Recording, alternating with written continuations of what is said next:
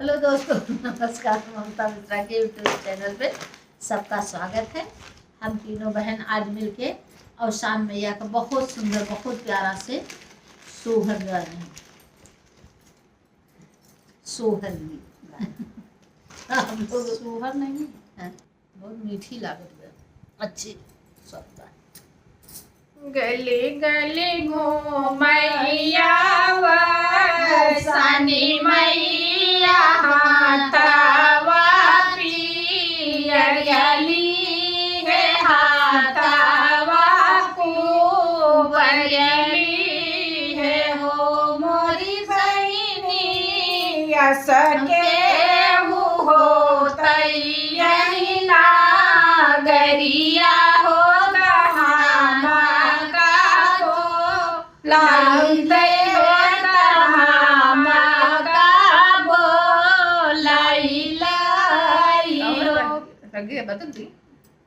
बदल नहीं बड़े चढ़ावत करे ना आना ठीक है, गाय ना अच्छा सही।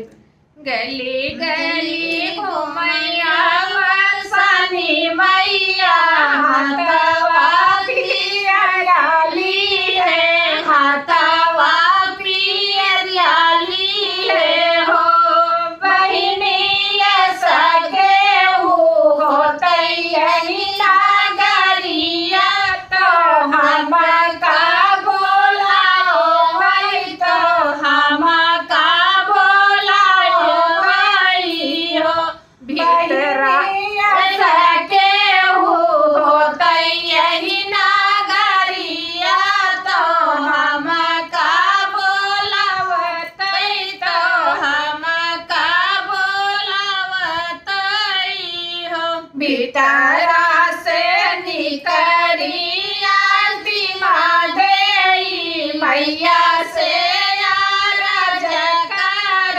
मैया से हो मैया चली चला हमारे गनवा चौक मोराए तो चासन लजाए तो वही पे बिराजऊ तो वही पे बिराजऊ हो